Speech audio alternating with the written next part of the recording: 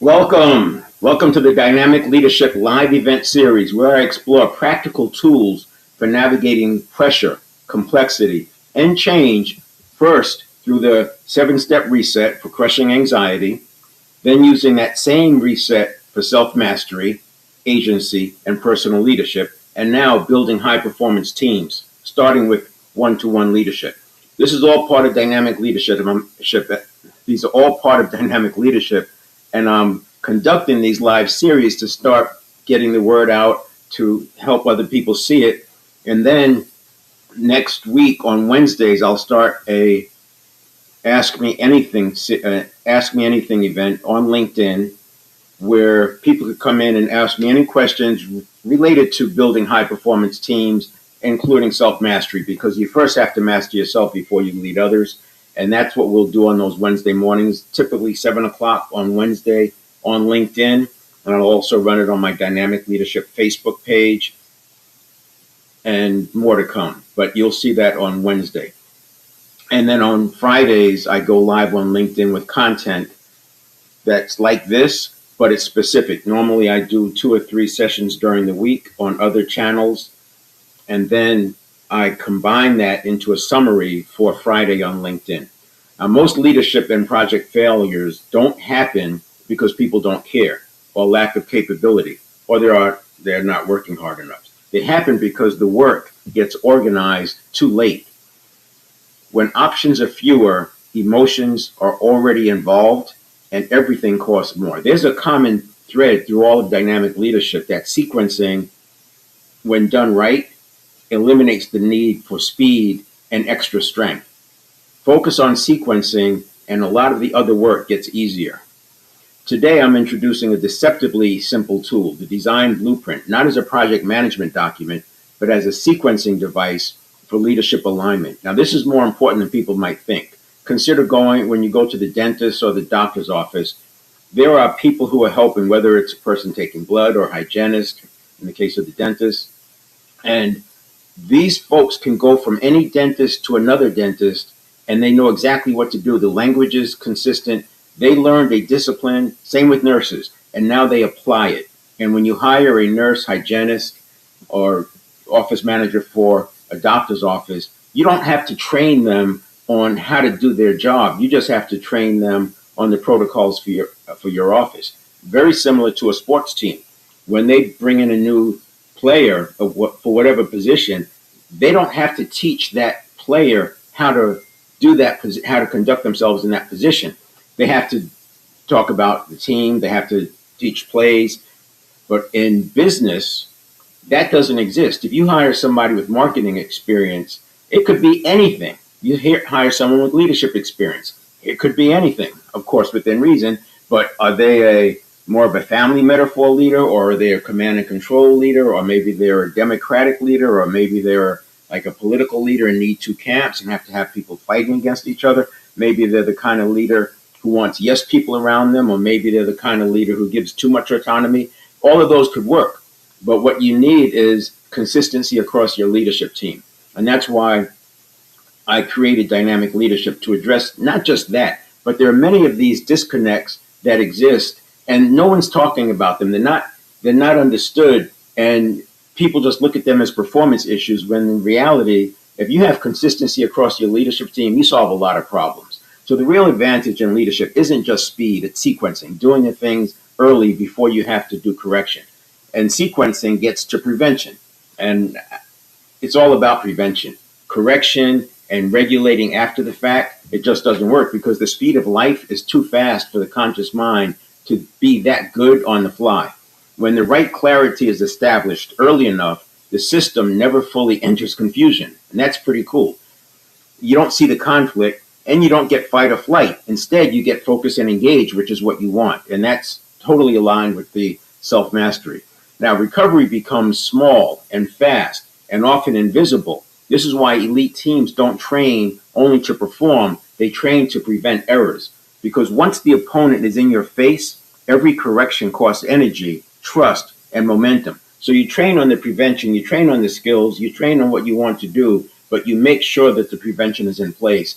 and that you're spending adequate time. Then you can use your big energy power on the real corrected needs.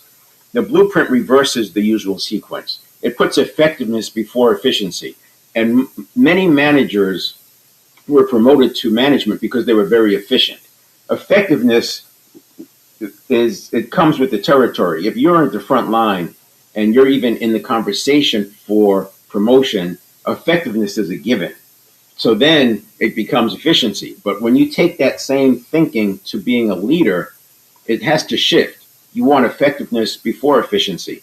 And one of the biggest breakdown areas I see in organizations is not making that shift, especially when it comes to projects. So operations is clearly focused on efficiency. Something breaks down, you have to get it back online very quickly. Move. Projects, you don't want the efficiency. You have to look at dependencies, you have to look at the critical path, you have to look at scope, budget, continue to manage quality as one thing changes, what else does it change? So this is effective, right? And effective is slow, efficiency is fast, or I should say operations is fast, project is slow. And then you have the habitual patterns that are in your favor on the operation side that are not in your favor on the project side. So habitual patterns don't really help you when you're going after effectiveness first, which is why you go slower and which is why you sequence it. But once you get it sequenced, then you know what to you have a metric system where you can cut things off to get to a more efficient place. So by defining what we're doing, for whom and why, by making scope explicit and agreeing on guiding principles up front, we can remove ambiguity before it becomes an idea, let alone friction. I'll introduce a blueprint that I've used with small projects, $100,000, large projects, $1 million, and then multi-million-dollar projects. Now, obviously, this is not a project tool. It's not a project management tool. It's a leadership alignment tool, but I've used it on very large projects, multi-million dollars. Now, on a multi-million-dollar project, this tool is used in multiple places because a multi-million-dollar project is going to have multiple project teams in place. It tends to be very cross-functional, and each area would have one of these templates. Now, if it's a small project or you're working with your leadership team on making a shift or a reinvention, you're just going to have one. But I would argue that if you're a leadership team and you're going to have some limit, some number of initiatives, somewhere between 3 and 6. I wouldn't want to go more than that because people have to be able to keep everything in mind. One is going to be primary, and then the others are still initiatives that you keep the action moving forward. But I would argue each one of those initiatives should have one of these blueprints, and you'll see what I'm talking about once I get into it. So these things, they give people curves, not cages. There's enough structure to create direction, enough autonomy to engage ownership and competence. And that's aligned with self-determination theory, which says intrinsic motivation is highly dependent on autonomy, competence, and relatedness. And this form actually does all three. Alignment alone isn't enough. Once execution begins, leaders still have to navigate the gray zones. I like to call it holding tension while you're making a decision. Some people are very good at that. They can hold the tension. And then you see other people, they're so antsy, they don't like the tension. The tension is actually triggering this discomfort in them. And anxiety and excitement can have the same signature. Discomfort and anxiety can have the same signature inside. And so this discomfort can start triggering up anxiety. If you've heard about any of my self-mastery content, you know that the habit patterns are associations, and fight or flight is based on associations. And this discomfort could start triggering fight or flight. Once that happens, you start closing in and you start converging, and we need to be able to push that out. Again, using prevention, it stays out.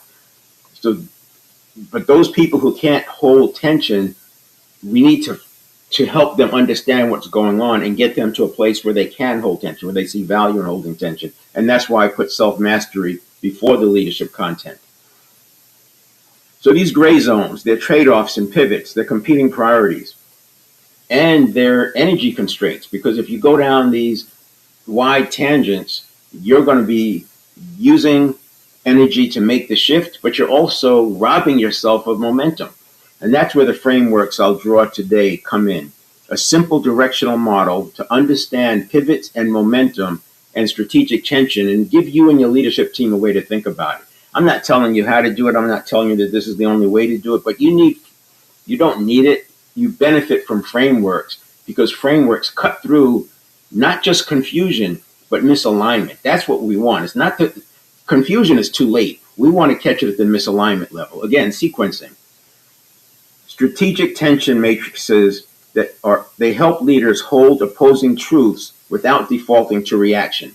And the other thing it does is it keeps people from going too far down one direction before pulling up and making sure they're working on the other one. A great example is profit and growth. If you're getting sales calls from business people, sales calls from people selling B2B, you know that the majority of those calls or those services are based on revenue.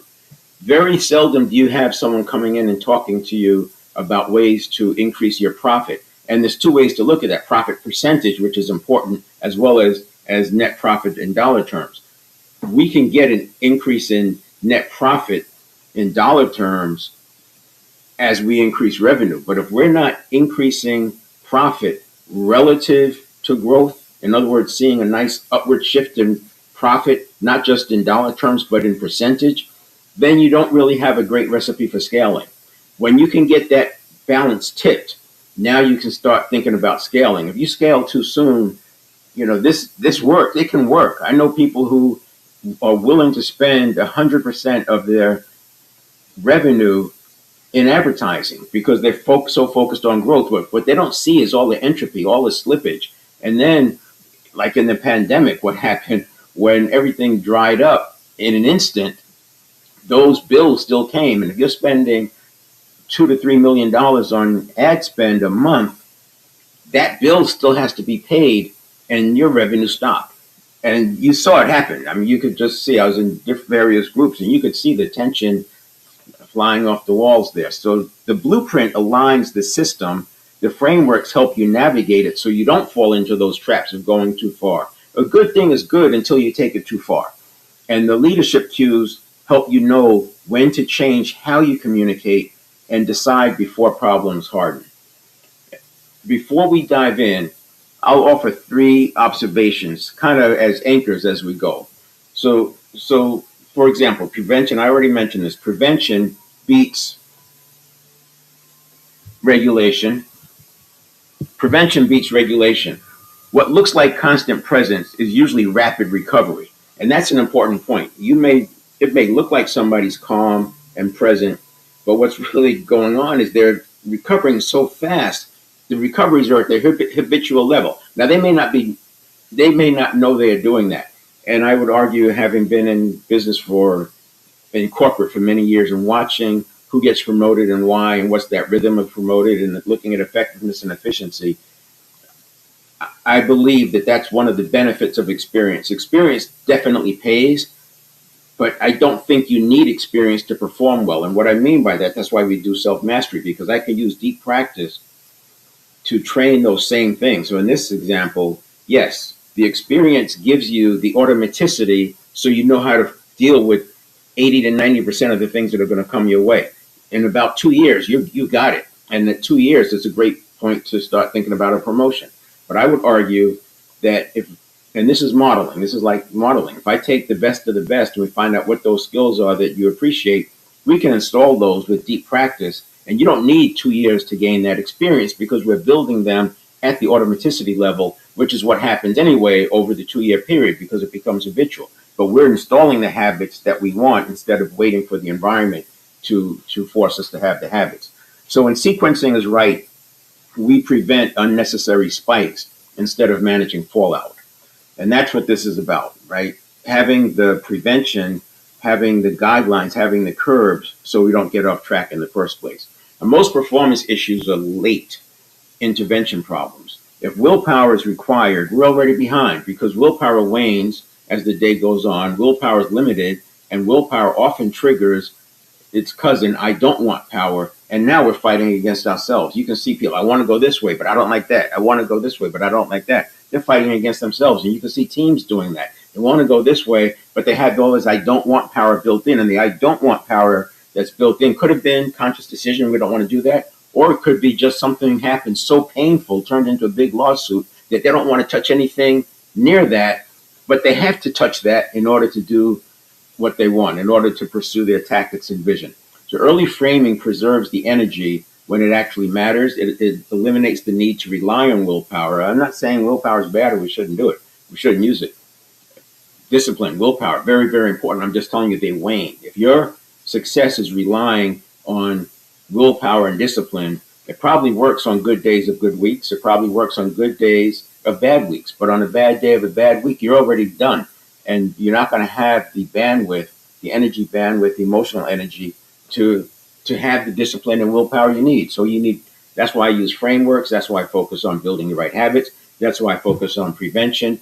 And I even have a way to limit the problems associated with taking on new things when times are good, when we have excess energy, when we have excess capacity.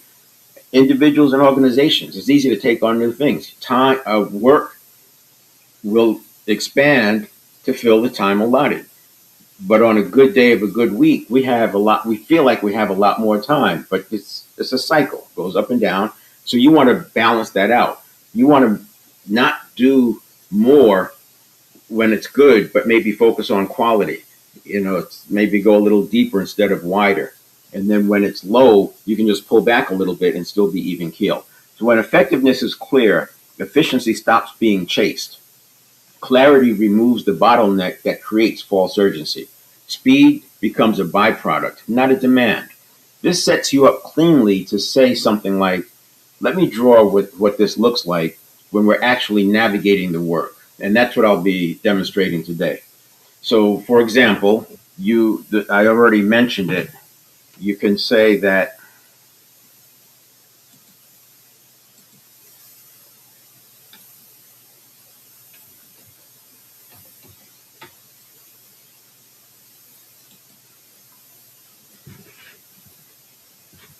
one I commonly use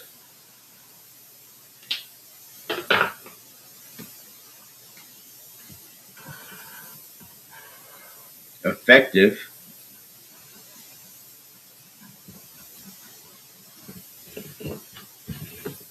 and efficiency. Both are good, but we want to do this one first. And it's not a once and done. You work on effectiveness. When you're there, then you could work on getting more efficient. Then after you're fully efficient, you don't want to keep getting more and more efficient. This is like cutting. You can't cut your way to wealth just by cutting expenses. You have to make sure you're adding revenue. So you don't go too far and you build more effectiveness. And then you build some efficiency. And that's what I mean by effectiveness first, then efficiency. You build some more effectiveness. In the beginning, you may not be very efficient with it. But you eventually get to the point where you have enough efficiency, and maybe you could put some in the bank, build some profit, and then you go for effectiveness again. This is very difficult for organizations because we're so rewarded for efficiency. Managers, that was the point in talking about why people are promoted. We are rewarded for being efficient. And then when you have to be effective, it's especially in this world where things are changing so fast, we no longer have the luxury of designing and testing to get perfection before launch. We have to launch when we're almost there. You can't wait until you're good enough. You have to be almost there in launch. And then the good enough comes because no plan survives contact with reality. And that's never been more true than it is today. And leaders have to be comfortable, again, which is why I use self-mastery, because we have to be able to navigate that tension that we feel when we're getting pushback that says our ideas are wrong. It's just, it goes with the territory, and we need to step up and be ready for it.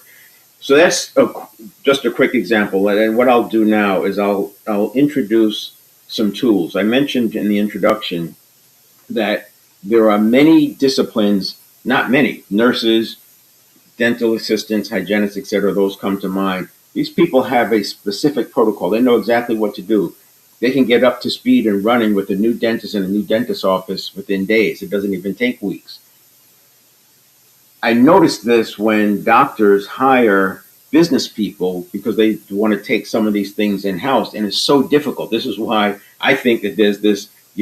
Doctors have been a right place to go for management companies to support because the doctors don't have that training muscle. They haven't really experienced it.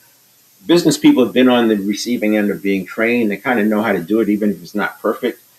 But with in the doctor's office, they may never have trained somebody how to do things. They get them already trained, and then they just tell them what to do, and then they harp on the, doing it. And the rules are already there, the KPIs are already there.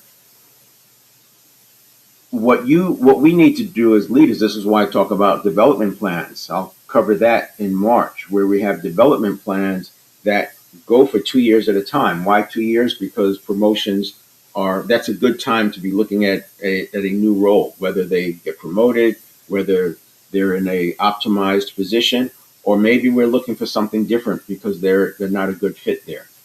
Whatever it is, 2 years is a good time to assess that. And we don't want to be keeping people longer than that. So having a 2-year development plan, and that development plan might be 4 6-month periods for someone, a middle manager.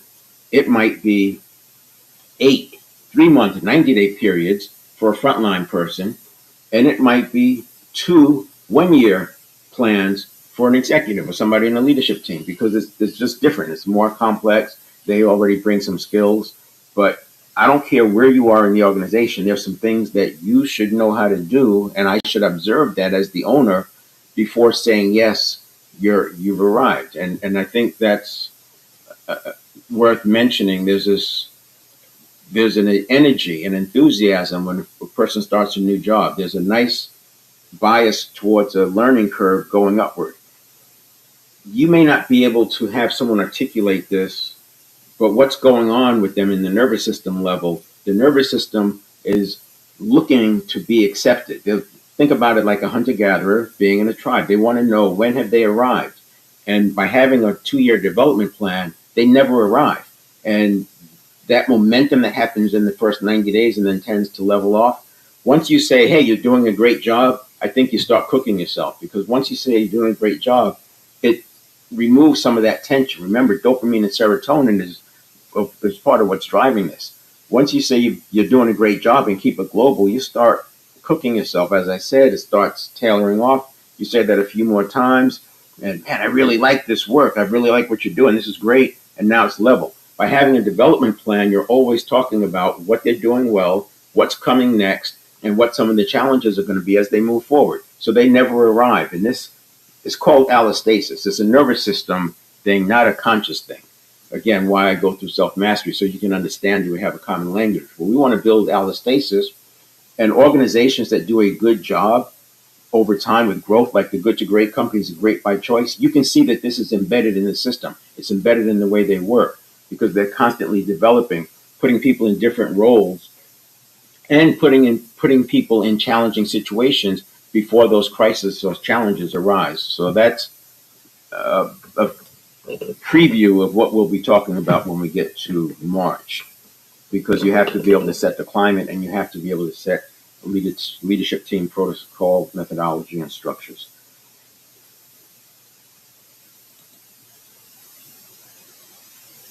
To account for what I'm talking about with doctors' offices having the luxury of hiring employees who already know how to do the work,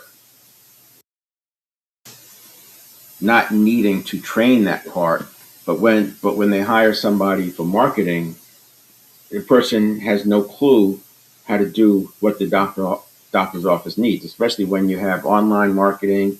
It could be focused in push. It could be focused on SEO. It could be focused on SEM. It could be focused on print.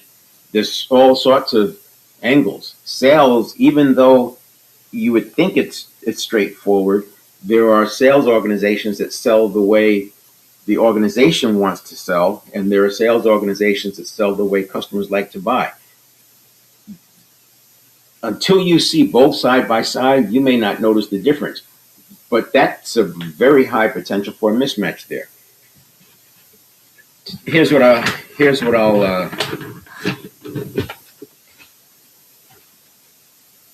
I'll use. Let's say that we are here, and this is our direction.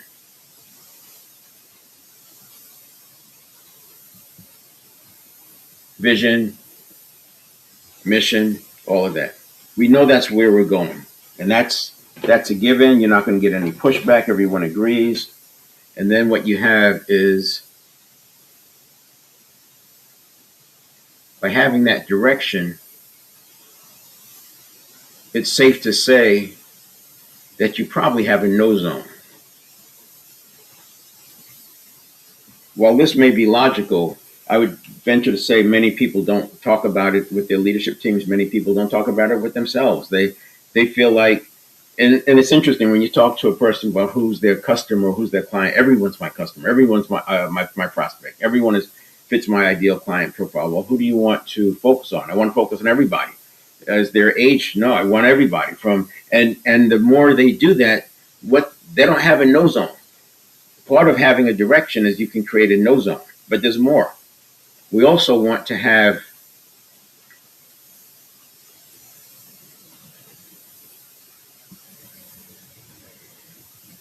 a pivot zone.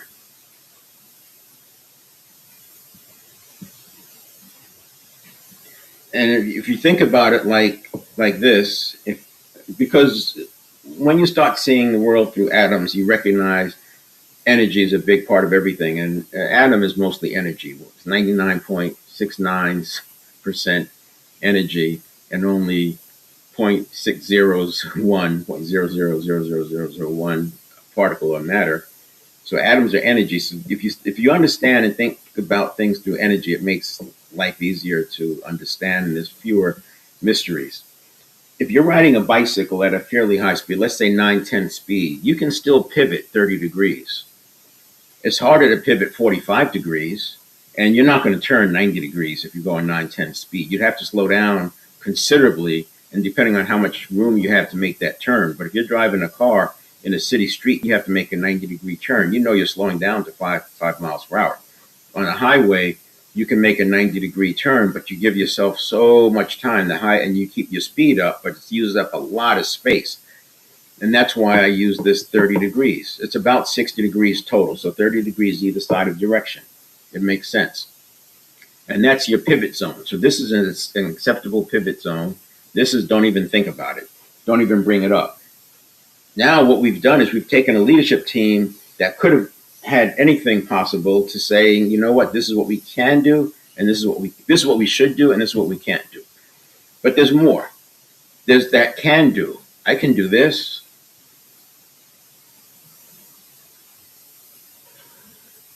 They can do this here, right? But just because you can doesn't mean you should. And what we'll call this requires some change leadership. I'll make sure we're talking about that in the middle.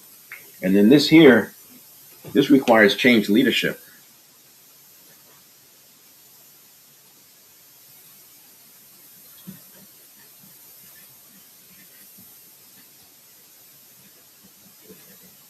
This is a strategic shift if you go this far. This is not something you should take lightly, because you're going to give up too much momentum, and you're going to cost too much energy. And this is the kind of thing, on a good day of a good week, you feel like, yeah, we can do that. But when that bad week shows up, this is too much. And now you've got resources tied up, etc. And this is translation, because it's not a hard drop. This is translation. So this may seem like, that's a kind of a lot. It may seem academic, but let's look at it like this. If this is a clock face, what you have is 11 o'clock and 1 o'clock. You have 9 o'clock and 3 o'clock, and you have somewhere around 4 and 8. So from 4 to 8, Obviously, 6 is definitely no go. So 4 to 8 is your no zone. From 3 to 4 is your translation. This is, we've got to talk about it, think about it, because it might be in scope. You might be paying attention here and you see some things and there's a big opportunity, but this is a major strategic shift and there's change leadership, change management involved. I would say up here, you can do this without a lot of change management. Here, you need change management. And as you get closer to this, you're going to need change leadership because it's strategic and you need leadership team alignment and you need more lead time.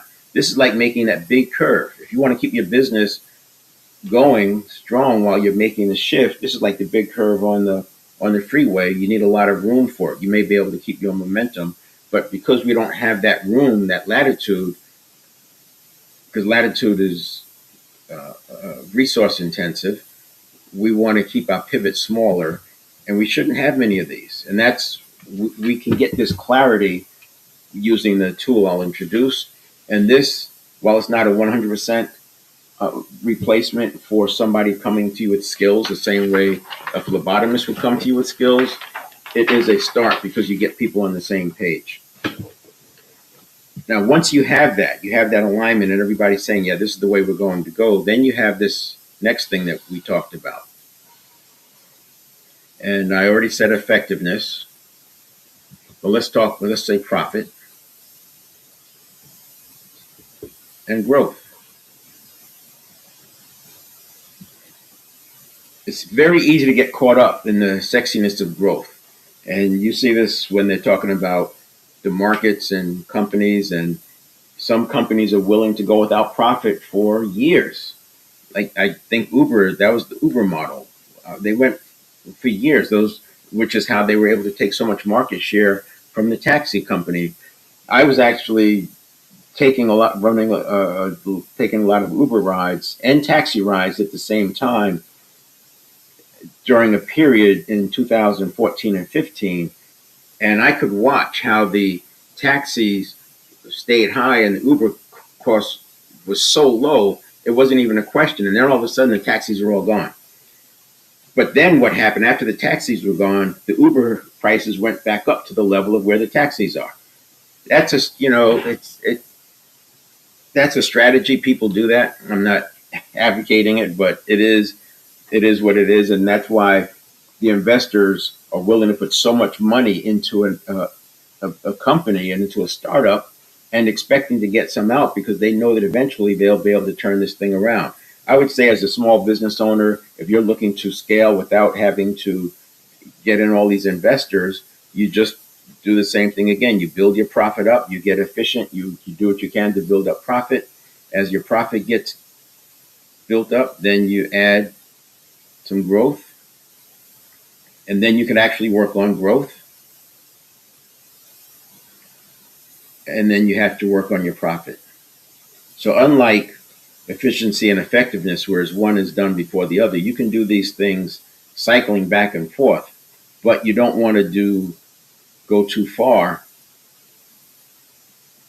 in one area if you're planning on scaling. And this, again, when you're having conversations, that the reason I'm drawing this is not to talk about profit and growth. When you're having conversations, there's tension that happens. And as the leader, you want to be able to pick up when that tension is happening because maybe they're focusing too much on growth and they've sort of run their course. They're stretching too far. They're going too far out.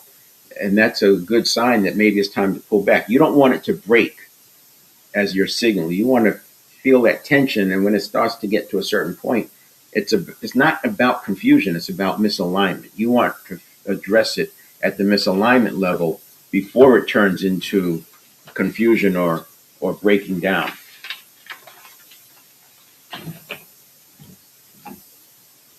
I think another one that's worth mentioning is speed and accuracy.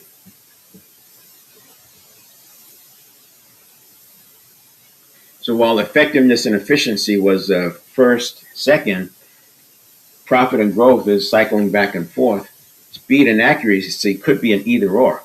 It could be that we don't really need the accuracy because there's downstream checks and balances. We don't need perfect accuracy. There's downstream checks and balances. It's being fed into something that has a wide margin for error or a lot of tolerance, and so speed could be more important. It's just you have to figure these out. These are not me giving you the answer. This is more about framing so that you can see how you can use this. I think another one is stability and adaptability.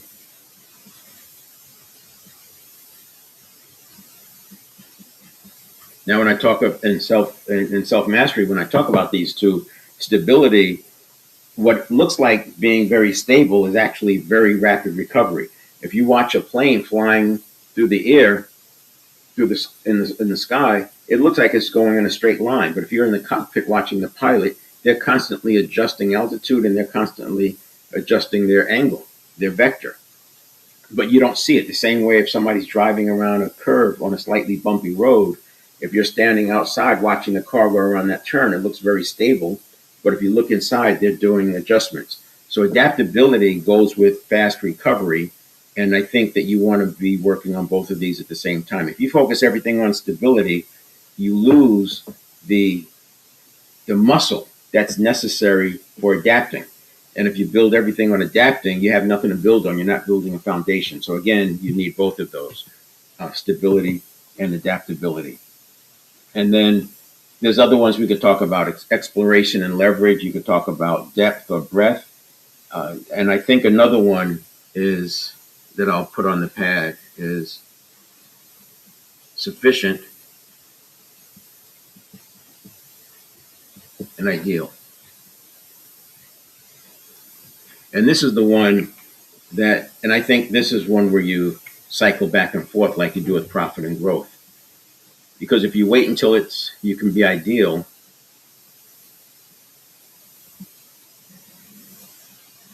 it might be too late. The opportunity may be gone. And this gets to the point about you don't want perfection to be the enemy of the good. That's what this is about. Sometimes good enough is good enough.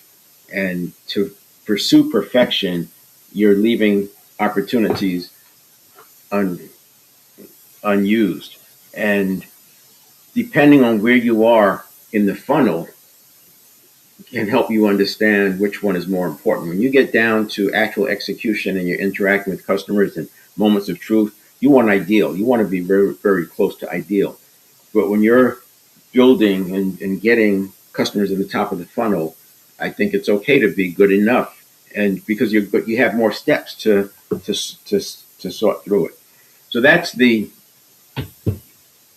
profit and growth, speed, accuracy, stability, adaptability, sufficient, ideal. Other ones are exploration and leverage, depth and breadth, and outcome and output. And the outcome and output one gets you away from just doing activity because it feels good and making sure that there's some results to go along with it. So to do this is all predicated upon having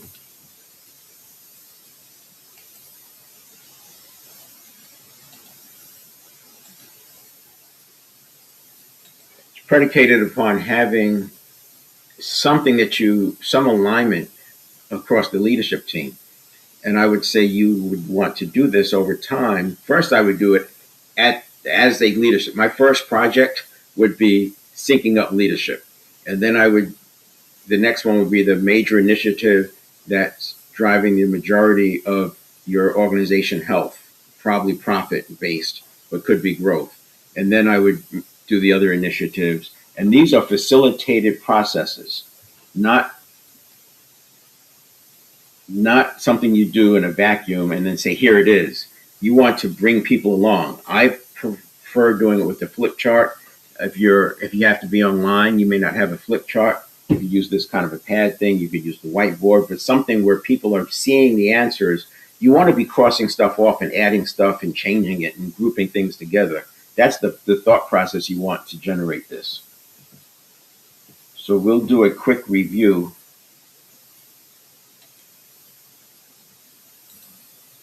I'm assuming many people have seen this already, but it's also one of the hardest things to understand, in my opinion. So do a quick review on it.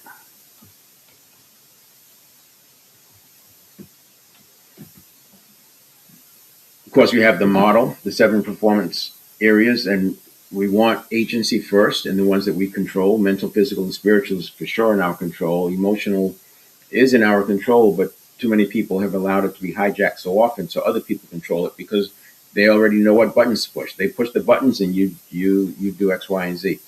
And we want to have that kind of agency before we go into relationships, professional and financial, because these involve other people. Now, this is not something you have to do every year. Once you get a handle on this and you have that balance between the nervous system and conscious mind, it's like building a foundation, and you can build many, many things on top of that. You don't have to keep learning this. But the reason I say run laps around it, it takes 90 days before I'm seeing the habit pattern show up regularly, but it's sometimes 6 months to a year before people have covered enough bad experiences that surface other problems. That's the objective. That's why after the 90-day transformation, I do 12-month follow-up group coaching to catch those situations where people blow up because something was that they haven't dealt with since they were 8 years old. This painful experience surfaces up, and it's like they're out of control. How do we get that back in check? And it's the same tools. It's just that you have to do the same tools at a higher level now because we've uncovered a new challenge, if you will. It's aligned with the emotional intelligence, self-awareness, and self-management is the self-mastery step. Social awareness and relationship management is what I'm doing in February and March. First, one-to-one leading teams is a one-to-one affair. Initially, you may think of it as a group, but you're also leading one-to-one. Your checkpoint meetings, your onboarding sessions, these are one-to-one.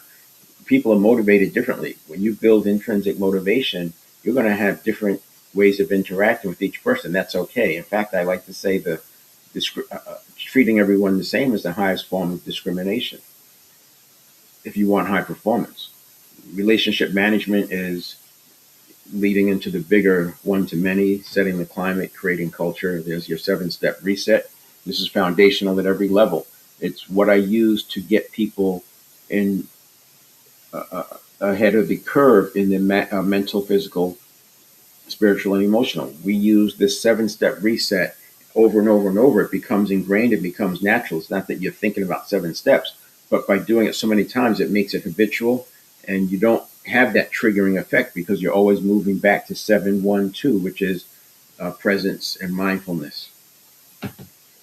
There's your 1-second model, and you have this pre-listening. This is one of the things I would ask you to do as a owner or a leader is make sure you know what your perpetual question is, because your perpetual question, without doing any work, that perpetual question is usually something having to do with safety.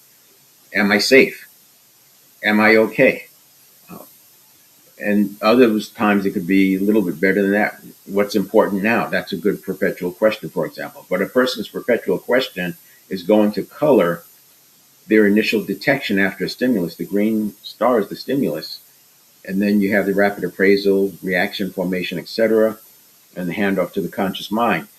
Back to prevention. Your perpetual question could save a lot of trouble on the back end. Why projects break down? We talk about misalignment, not motivation. There's the assumption of clarity, hidden expectations, late correction, cost, and more. So we're going to solve that. The leadership problem. Leaders organize execution before meaning. So people work hard on the wrong thing. You can spend all your time figuring out the best way to climb the ladder, but if it's on the wrong wall, what's the point? Effort precedes alignment, and you want alignment first, and then effort. You put your effort into getting aligned. It's not sexy. It's not fun. And because it's ambiguous, people tend to shy away from it because it makes them feel they're not in their safety zone. They're not having the right answer. A lot of your A students in college turn into people who have to have the right answer, and they get very uncomfortable when in ambiguous situations. You have to build that comfort muscle so that they can stay in that iterative zone for a long time. When you're in school and you're trying to maintain a 4.0 average, you don't get to iterate. You have to get each test nailed. You can't take the test 3 and 4 times Right? You're not going to have your 4.0. And the project, the blueprint design I'll show you, it's a sequencing tool, not a form. It clarifies direction before effort, aligns stakeholders early, and reduces recovery demand later.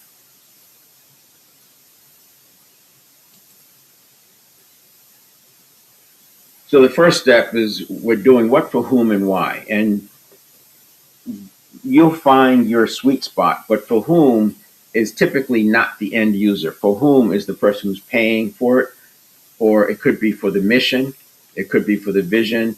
It's usually on the organization side. I encourage you not to put the end user here because that's going to come out later. So let's take a look at this form. So it starts off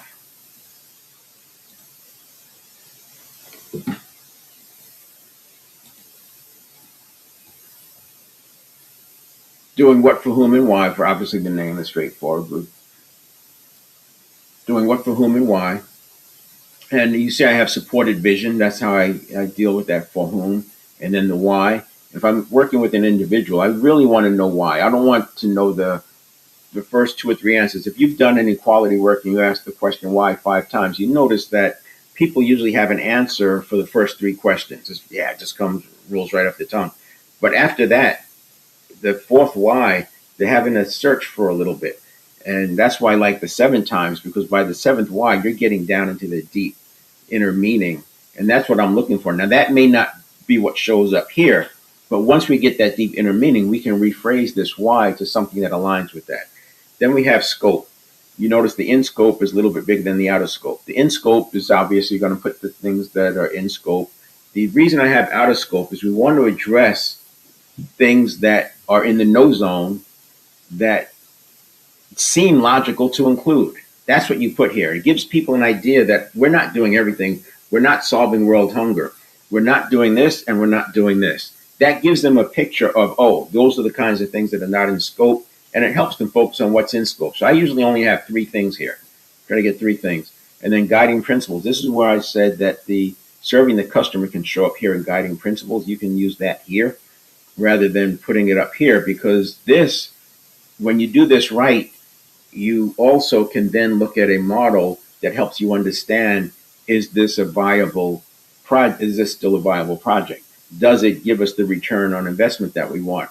But when you put the customer here or the end user here, it's too often to forget that things have a cost and we need to make trade-offs.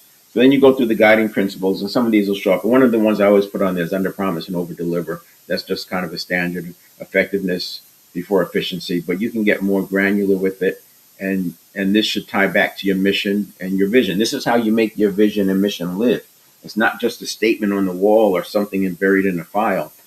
This is how you make it live. And you can update the vision and mission as you see things showing up here on your guiding principles over and over. Then you have your deliverables, pretty straightforward. So when I was talking about a multi-million-dollar project, these deliverables would be the sub-project teams. And then each of those teams would have this same form, and they'll have deliverables. This gets everybody aligned, and it gives you a good way to check it. And then when you start working on the project plan, it gives you the tools you need and the resources and support.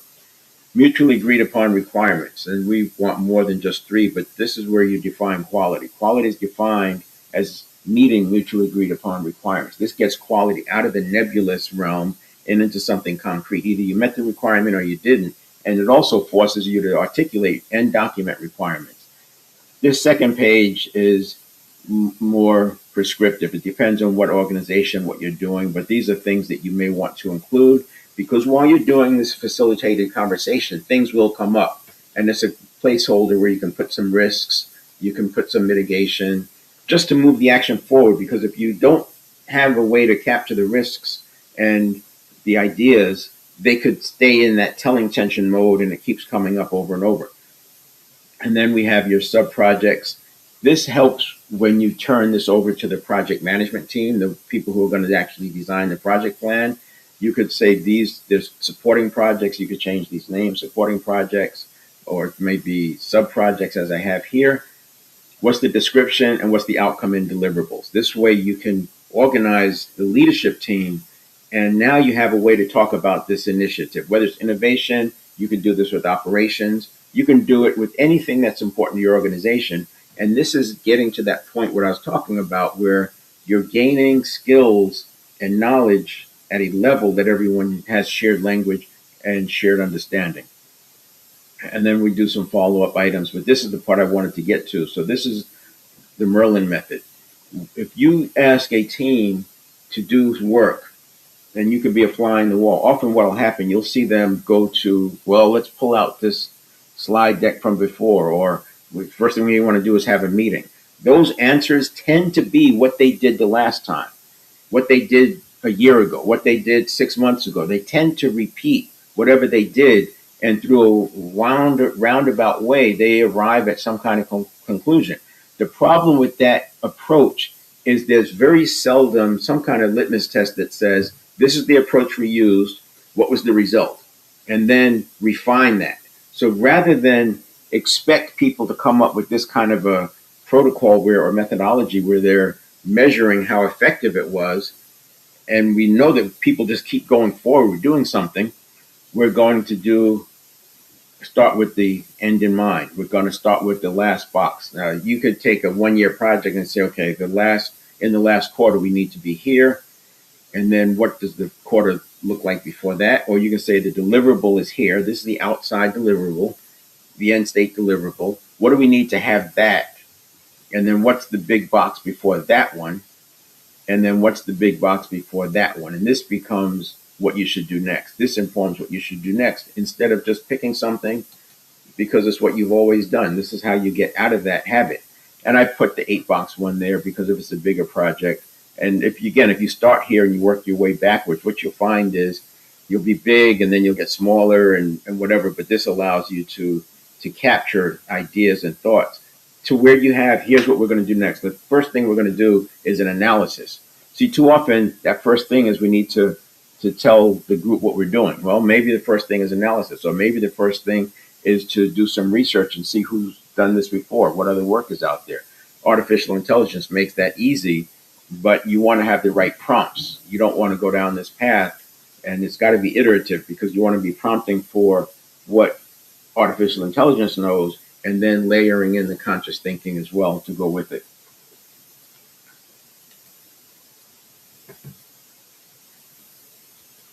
Let's do,